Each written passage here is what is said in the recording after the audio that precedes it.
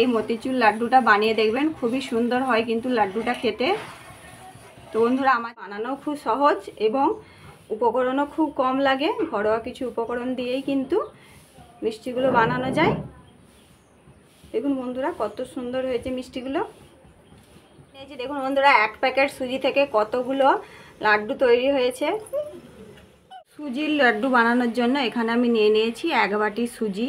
তো আজকে আমি মতিচুর লাড্ডুগুলো এই সুজি দিয়েই বানাবো। এখানে আমি একটি পাত্র নিয়ে নিয়েছি, এর মধ্যে আমি সুজিটা দিয়ে দেব। এখানে আমি 1 বাটি সুজি নিয়ে নিয়েছি পুরোটাই। তো এই সুজির লাড্ডুগুলো কিন্তু খুবই সুন্দর হয় বন্ধুরা, আপনারাও বাড়িতে বানাবেন। এখানে আমি নিয়ে নিয়েছি 1 বাটি দুধ। তো আমি 1 বাটি সুজি নিয়েছি, তার জন্য আমি 1 বাটি দুধই ব্যবহার করব। এই দুধটা আমি সুজির মধ্যে ঢেলে দেব, দিয়ে ভালো করে সুজিটা মেখে নেব।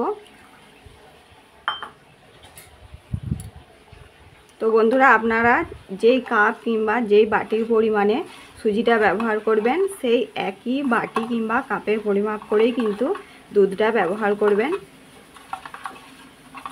ভালো করে আমি সুজিটা মেখে নিয়েছি। এরপর আমি এটাকে ঢাকা দিয়ে 15 মিনিটের জন্য রেখে দেব। যেহেতু আমি সুজি দিয়ে আজকে লাড্ডুটা বানাচ্ছি, তো সুজিটা একটু ফুলে যাবে, তার জন্য আমি 15 মিনিট ঢাকা দিয়ে রেখে দেব। 10-15 মিনিট আমি ভিজিয়ে রেখেছিলাম। এবার আমি সুজির ঢাকনাটা খুলেছি। দেখুন বন্ধুরা, পুরো দুধটাই কিন্তু সুজিটা টেনে নিয়েছে, সুজিটা ফুলে গেছে কতটা। আমি আবারও একটু ভালো করে মেখে নেব। আমি একটু ভালো করে আবারও সুজিটা এভাবে মেখে নেব। তো এই সুজির লাড্ডুটা বানাতে কিন্তু বেশি কিছু উপকরণ লাগে না বন্ধুরা। তো দেখুন, এই যে দুধ দিয়ে আমি সুজিটা গুলেছি, এতে কিন্তু আর কিছুই দেব না। এটাই কিন্তু আমি এবারে তেলে বড়ার মতো করে ভেজে নেব।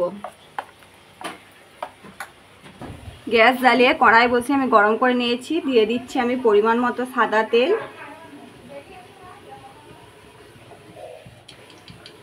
এর থেকে বেশি আর আমি তেল দেব না। তেলটা আমি ভালো করে গরম করে নিয়েছি। এবার আমি যে সুজির ব্যাটারটা বানিয়ে রেখেছি, এটা বড়ার মতো করে তেলে দিয়ে ভেজে নেব।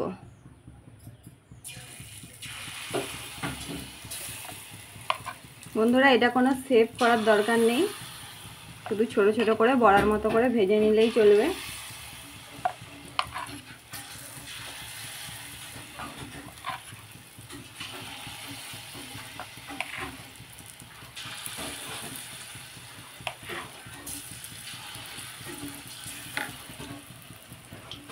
ভালো করে সুজির বড়াগুলো আমি দুই পাশে লাল লাল করে ভেজে নিয়ে তারপর তুলে নেব।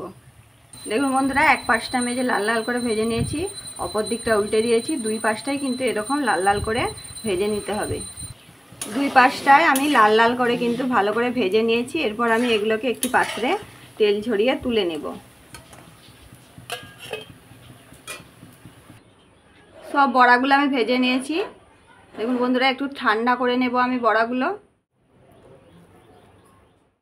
এই বড়াগুলোকে এবারে ছোট ছোট করে ভেঙে নিতে হবে, তারপরে আমরা মিক্সিতে দেবো।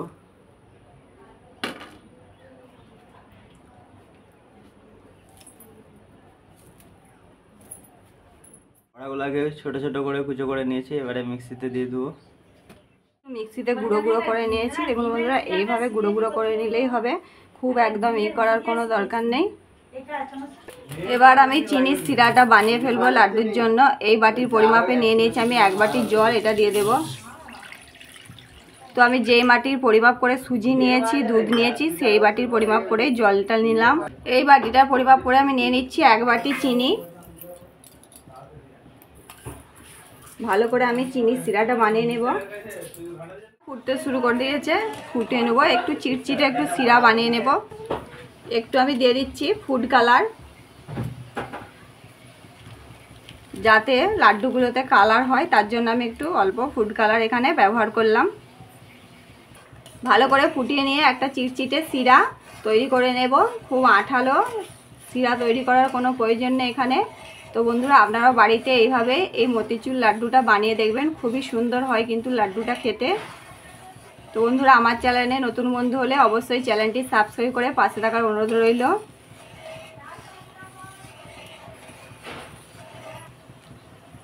দেখুন বন্ধুরা, এভাবে এরকম চিটচিটে একটা সিরা কিন্তু তৈরি করে নিতে হবে। এরপর আমি যে সুজিটা মিক্সিতে দিয়ে গুঁড়ো করে রেখেছি, একবারে কিন্তু মিহি গুঁড়ো করিনি, এইটা আমি চিনির শিরার মধ্যে দিয়ে দেব। দিয়ে ভালো করে এই শিরার সাথে আমি সুজিগুলোকে ভালো করে নেড়ে নেড়ে মিশিয়ে নেব।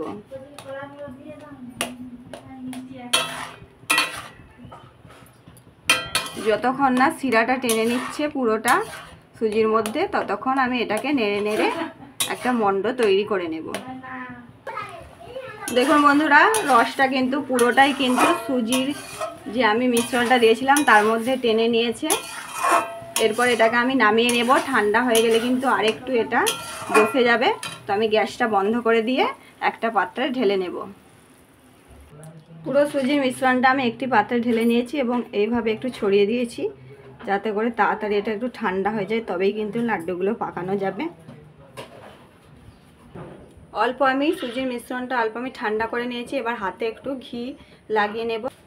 এইভাবে আমি ঘিটা ভালো করে দুটো হাতে এইভাবে লাগিয়ে নেব। দিয়ে আমি এইভাবে একটু করে মিশ্রণ নেব আর আমি লাড্ডুর মতো পাকিয়ে নেব গোল করে। এইভাবে কত সুন্দর পাকানো হয়ে যাচ্ছে দেখুন বন্ধুরা। তো আমি যেভাবে পরিমাপ বলেছি ওইভাবে আপনারাও বাড়িতে বানাবেন, দেখবেন একদম পারফেক্ট কিন্তু এই সুজির লাড্ডুগুলো তৈরি হয়ে যাবে। কত সুন্দর হয়েছে দেখুন।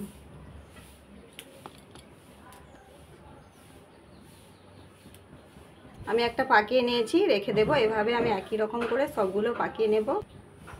আবারও আমি একটু মিশ্রণ নিয়ে নিয়েছি হাতে, দিয়ে এইভাবে গোল করে এইভাবে পাকিয়ে নেব।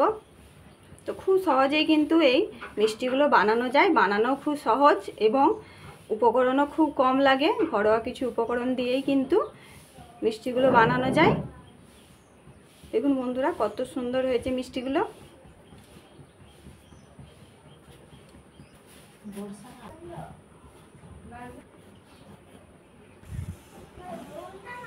সমস্ত লাড্ডুগুলো আমি পাকিয়ে নিয়েছি। দেখুন বন্ধুরা, এক প্যাকেট সুজি থেকে কতগুলো লাড্ডু তৈরি হয়েছে।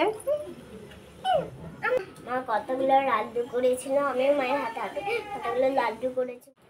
আমার বাবু আজকে খেয়ে বলবে কেমন হয়েছে লাড্ডুটা। ও আমার সাথে লাড্ডু পাকিয়েছে। দেখুন বন্ধুরা কেমন লাড্ডু পাকিয়েছে।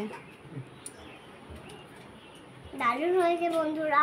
আমার লাড্ডু দেখবে বানিয়ে ঘরে খুব সুস্বাদু লাগবে। ছোট থেকে বড় সবাই খাবে। দেখা হবে অন্য কোনো আবার ভিডিওতে। নমস্কার বন্ধুরা।